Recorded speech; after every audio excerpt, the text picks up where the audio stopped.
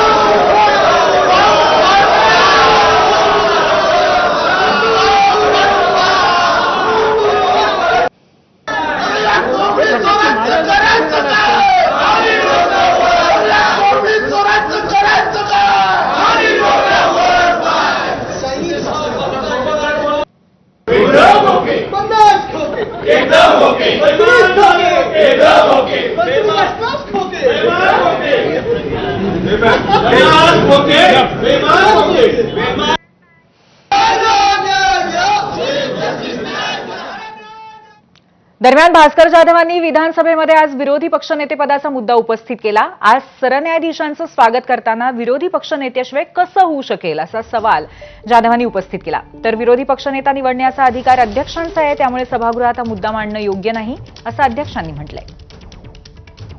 आज देशाचे chief justice येत असताना आज महाराष्ट्राचं विधिमंडळ त्यांचं जेव्हा स्वागत करेल तर त्या स्वागताकरता या विधानसभेचे विरोधी पक्षनेता ही जागा मोकळी असणार आहे आणि विरोधी पक्ष या नात्यानं त्यांचं स्वागत होणार नाहीये।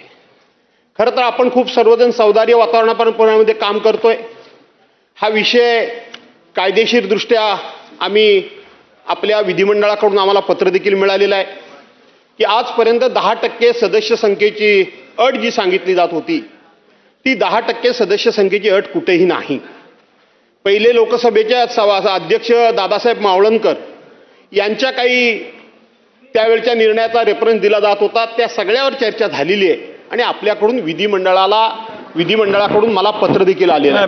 हा मुद्दा जो आपण मांडताय काय हरकत नाही मांडायला, अध्यक्ष परमिशन त्यांच्या हातात आहे, पण मी अशी विनंती करतो की प्रश्नोत्तर तास करू, एकच आपल्या भूषण गवई साहेबांचा अभिनंदनाचा प्रस्ताव तो करू आणि त्यानंतर मी पण अध्यक्षांना विनंती करतो की भास्कररावांना म्हणणं मांडण्याची परवानगी आपण द्यावी आणि त्याच्यावर योग्य जे काही चर्चा करून निर्णय करायचा तो करावा अशी माझी आपल्याला आज आज आज आज आज ह्या देशाचे सरन्यायाधीश येत आहेत अध्यक्ष महोदय, आम्हाला त्यांच्या समोर लोकशाहीचा गळा कसा घोटला जातो अध्यक्ष महोदय। सन्मान्य सदस्य भास्करराव जाधव साहेबांनी आज जो मुद्दा सभागृहात मांडलेला आहे तो माझ्या विचाराधीन आहे। मी लवकरात लवकर सगळ्या कायदेशीर तरतुदींचा